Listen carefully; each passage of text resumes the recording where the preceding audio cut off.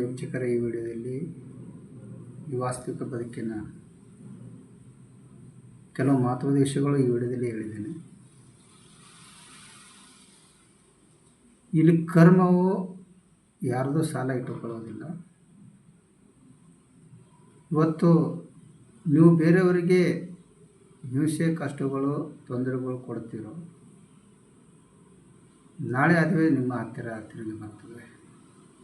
ಅದು ಯಾವುದೇ ಆಗಿರಲಿ, ಪ್ರೀತಿ ಆಗಿರಲಿ ಅಥವಾ ನೋವೇ ಆಗಿರಲಿ, ಇಲ್ಲವೇ ಮೋಸ ವಂಚನೆ ಆಗಿರಲಿ, ಅದರಿಂದ ಜೀವನದಲ್ಲಿ ಯಾವತ್ತೂ ಒಳ್ಳೆಯದನ್ನೇ ಮಾಡಿ. ನಿಮ್ಮ ಎದುರಿನವರು ಹೇಗೆ ಇರಲಿ, ಸಮಯ ಯಾರನ್ನು ಬಿಡಲ್ಲ. ಇದು ಸ್ವಲ್ಪ ಕಾಲಾವಕಾಶ ತೆಗೆದುಕೊಳ್ಬೋದು, ಆದರೆ ಒಂದು ಲೆಕ್ಕದ ಪ್ರಕಾರ ಮಾಡುತ್ತದೆ. ಅದಕ್ಕಾಗಿ ಜೀವನದಲ್ಲಿ ಒಳ್ಳೆಯದನ್ನೇ ಮಾಡಿ, ಒಳ್ಳೆಯದನ್ನೇ ಬಯಸಿ, ಕೈಲಾದಷ್ಟು ಸಹಾಯ ಮಾಡಿ. ನಿಮಗೂ ನಿಮ್ಮ ಮಕ್ಕಳಿಗೂ ಸರಿಯಾಗಿ ಆಗುತ್ತದೆ. ನಿಮ್ಮ ಜೀವನದಲ್ಲಿ ಏನಾದರೂ ಆಗಲಿ ಅಥವಾ ಆಗದಿರಲಿ, ಆದರೆ 3 ವಿಷಯಗಳನ್ನು ಯಾವಾಗಲೂ ನೆನಪಿನಲ್ಲಿ ಇಟ್ಕೊಳ್ಳಿ. ಮೊದಲನೇದಾಗಿ, ನಿಮಗೆ ಕಣ್ಣು ಮುಚ್ಚಿ ನಂಬುವಂಥ ವ್ಯಕ್ತಿಗೆ ಯಾವತ್ತೂ ಮೋಸ ಮಾಡಬೇಡಿ. ಎರಡನೇದಾಗಿ, ನಿಮ್ಮನ್ನು ಪ್ರೀತಿಸುವಂಥ ವ್ಯಕ್ತಿಯನ್ನು ಯಾವತ್ತೂ ಕಳೆದುಕೊಳ್ಳಬೇಡಿ. ಮತ್ತು ಮೂರನೇದಾಗಿ, ನಿಮ್ಮ ಕಷ್ಟದ ಕಾಲದಲ್ಲಿ ನಿಮ್ಮೊಂದಿಗೆ ನಿಂತ ವ್ಯಕ್ತಿಯನ್ನು ಯಾವತ್ತೂ ಮರೆಯಬೇಡಿ. ಇಲ್ಲಿ ಒಂದು ಒಳ್ಳೆಯ ವಿಚಾರ. ಕೋಪ ಕಡಿಮೆ ಆದರೆ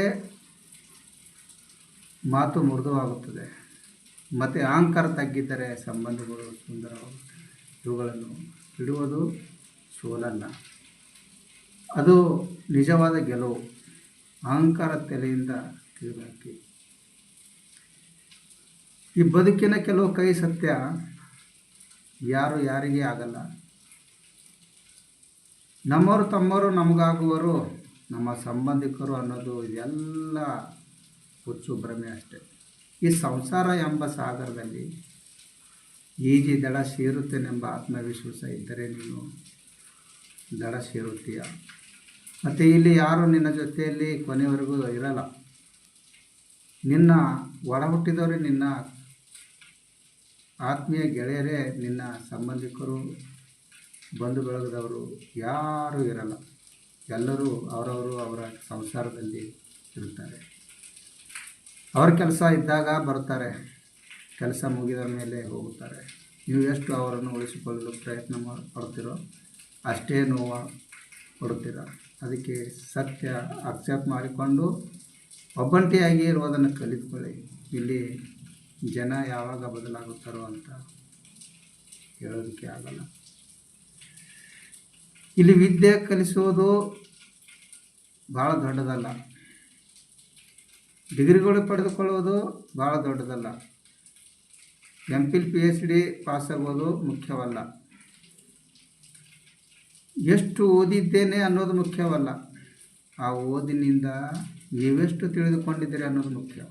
ನೀನು 3-4 ಡಿಗ್ರಿಗಳು ಪಡೆದೇ ಆದರೆ ನಿನ್ನಲ್ಲಿ ಮಾತನಾಡುವ ರೀತಿ ಸಿಸ್ಟಮ್ ಸರಿ ಇಲ್ಲ ಅಂದರೆ ನೀನು ಪಡೆದ ಡಿಗ್ರಿಗಳು ಯಾವ ಕೆಲಸಕ್ಕೆ? ನೀನು ಪಡೆದ ಡಿಗ್ರಿಗಳು ಓದಿದ್ದು ಎಲ್ಲವೂ ವ್ಯರ್ಥ. ನಿನ್ನ ಹತ್ತಿರ ಮಾತನಾಡುವ ಪದ್ಧತಿ ಸರಿ ಇಲ್ಲ ಅಂದರೆ ನೀನೊಬ್ಬ ಅನಕ್ಷತ ವ್ಯಕ್ತಿಗೆ ಸಮಾನ. ಶಿಕ್ಷಣದ ಜೊತೆಗೆ ಸಂಸ್ಕಾರ, ಸಂಸ್ಕೃತಿ, ಮಾತನಾಡುವ ಪದ್ಧತಿ, ಜನರೊಂದಿಗೆ ಅರಿತು ನಡೆಯುವ ಗುಣ, ಇವೆಲ್ಲವೂ ಕಲಿತುಕೊಳ್ಳಬೇಕಾಗುತ್ತದೆ. ತಮ್ಮ, ಇಲ್ಲಿ ಶಿಕ್ಷಣ ನಿನಗೆ ಓದುವುದು ಬರೆಯುವುದು ಮಾತ್ರ ಕಲಿಸಿದರೆ, ಜೀವನದಲ್ಲಿ ಹೇಗೆ ನಡೆದುಕೊಳ್ಳಬೇಕು, ಬದುಕುವ ಕಲೆ, ಇದೆಲ್ಲ ಈ ಸಮಾಜದಿಂದಲೇ ಕಲಿತುಕೊಳ್ಳಬೇಕಾಗುತ್ತದೆ.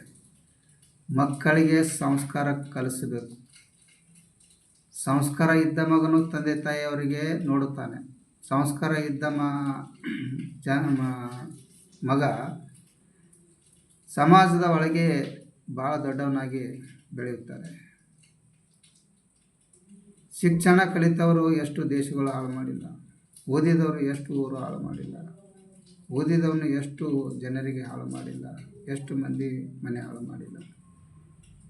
ಓದಲಾರದವನು ಹೆಬ್ಬಟ್ಟಿನ ಮನುಷ್ಯ ತಂದೆ ತಾಯಿಯವರನ್ನು ನೋಡುತ್ತಾನೆ, ಪ್ರಾಣಿ ಪಕ್ಷಿಗಳನ್ನು ಬದುಕಿಸುತ್ತಾನೆ ಮತ್ತು ದುಡಿಯುತ್ತಾನೆ, ಎಲ್ಲರನ್ನು ಪ್ರೀತಿಯಿಂದ ಕರೆಯುತ್ತಾನೆ, ಮನೆಗೆ ಕರೆದು ಒಂದು ತುತ್ತು ಅನ್ನ ಕೊಡುತ್ತಾನೆ. ಅಂಥವರು ದೊಡ್ಡವರು. ಓದಿ ಹೊರದೇಶದಲ್ಲಿ ವಿದೇಶಗಳಲ್ಲಿ ಹೆಂಡತಿ ಮಕ್ಕಳೊಂದಿಗೆ ಆರಾಮಾಗಿದ್ದು ತಂದೆ ತಾಯಿಯವರನ್ನು ನೋಡಲಾರದ ಮಕ್ಕಳನ್ನು ತೆಗೆದುಕೊಂಡು ಏನು ಮಾಡುತ್ತೀರಿ? ಆದರೆ ನಿಮ್ಮನ್ನು ನೋಡುವಂಥ ಮಕ್ಕಳು, ಎಲ್ಲರನ್ನು ಪ್ರೀತಿಸುವಂಥ ಮಕ್ಕಳು, ಎಲ್ಲರನ್ನು ಹಿರಿಯರೆಂಬ ಗೌರವದಿಂದ ಇರುವಂಥ ಮಕ್ಕಳು ಇದ್ದವರೇ ಮಕ್ಕಳು ಹೊರದೇಶದಲ್ಲಿ ತಂದೆ ತಾಯಿಯವರು ಆದರೂ ಪರದೇಶಿಗಳು. ಅಂಥ ಮಕ್ಕಳು ಇದ್ದರಷ್ಟು ಹೋದರಷ್ಟು.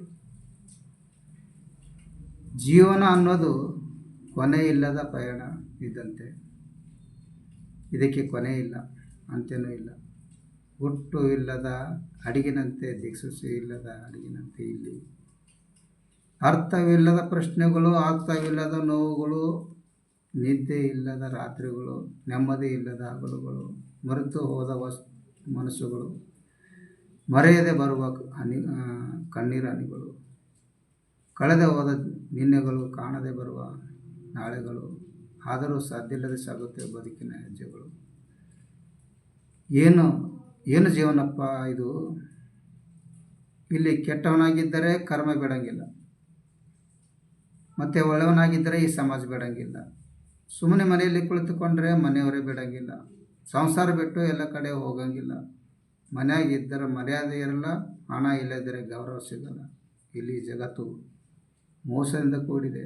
ನೀವು ಯಾರಿಗಾದರೂ ನಂಬುವುದಕ್ಕಿಂತ ಮೊದಲೇ 100 ಸಲ ಯೋಚಿಸಿ. ಏಕೆಂದರೆ ಇಲ್ಲಿ ಮುಖಕ್ಕಿಂತ ಮುಖವಾಡಗಳೇ ಹೆಚ್ಚು. ನಂಬಿಕೆ ಉಳಿದಿಲ್ಲ ಈ ಜನರ ಮೇಲೆ. ಇಲ್ಲಿ ಸಂಪತ್ತಿನ ಮೇಲೆ ಯಾವತ್ತೂ ಅಹಂಕಾರ ಪಡಬಾರದು. ಇದು ಯಾವತ್ತೂ ಶಾಶ್ವತವಿಲ್ಲ. ಯಾವಾಗ ಹೋಗುತ್ತದೆ ಅನ್ನೋದಕ್ಕೂ ಯಾರಿಗೂ ಗೊತ್ತಿಲ್ಲ. ಸಂಸಾರಕ್ಕೆ ಸಂಪತ್ತು ಬೇಕು, ಆದರೆ ಸಂಸಾರ ನಡೆಯುವಷ್ಟು ಇದ್ದರೆ ಸಾಕು. ಜೀವನದಲ್ಲಿ ಎಷ್ಟೇ ಸಂಪತ್ತು ಇದ್ದರೂ ಮನುಷ್ಯನಲ್ಲಿ ಸರಳತೆ ಮಾತ್ರ ಇರಬೇಕು. ಜೊತೆಗೆ ಸರಳತೆಯು ಮನುಷ್ಯನಿಗೆ ಒಳ್ಳೆಯ ಗೌರವ ತಂದುಕೊಡುತ್ತದೆ. ಇಲ್ಲಿ ಸಂಪತ್ತಿನ ಮೇಲೆ ಕಟ್ಟಬಹುದು, ಆದರೆ ಸಂಪತ್ತಿನ ಬೆಲೆ ಕಟ್ಟಬಹುದು, ಆದರೆ ಸರಳತೆಗೆ ಬೆಲೆ ಕಟ್ಟಲಾಗದು. ಇಲ್ಲಿ ವಸ್ತುಗಳಿಗೆ ಬೆಲೆ ಕಟ್ಟಬಹುದು, ಆದರೆ ಮನುಷ್ಯನ ಸ್ವಭಾವಕ್ಕೆ ಬೆಲೆ ಕಟ್ಟಲಾಗದು.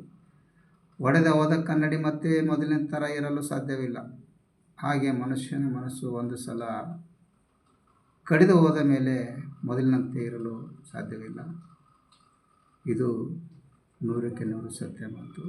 ಅದಕ್ಕೆ ಬೇರೆಯವರಿಗೆ ಮಾತನಾಡಿಸುವ ಸ್ವಲ್ಪ ಎಚ್ಚರವಿರಲಿ. ಮಾತಿನಿಂದಲೇ ಎಷ್ಟೋ ಮನೆಗಳು ಹಾಳಾಗಿವೆ, ಮಾತಿನಲ್ಲಿ ಎಷ್ಟೋ ಮನಸ್ಸುಗಳು ದೂರಾಗಿವೆ. ಅದಕ್ಕಾಗಿ ಜೀವನದಲ್ಲಿ ಬದುಕುವುದು ಕಲಿಬೇಕು. ಜನರೊಂದಿಗೆ ಹೇಗೆ ನಡೆದುಕೊಳ್ಳಬೇಕೆಂದು ತಿಳಿದುಕೊಳ್ಳಬೇಕು. ಏನೇ ಕಲಿತಿದ್ರು ಈ ಸಮಾಜದಲ್ಲೇ. ಈ ವಿಡಿಯೋ ಇಷ್ಟ ಆದರೆ ಲೈಕ್ ಮಾಡಿ, ಶೇರ್ ಮಾಡಿ, ಸಬ್ಸ್ಕ್ರೈಬ್ ಮಾಡೋದನ್ನು ಮರೆಯಬೇಡಿ. ಸಬ್ಸ್ಕ್ರೈಬ್ ಮಾಡಿ, ಇದರಿಂದ ನಿಮಗೇನು ಹಾನಿ ಇಲ್ಲ.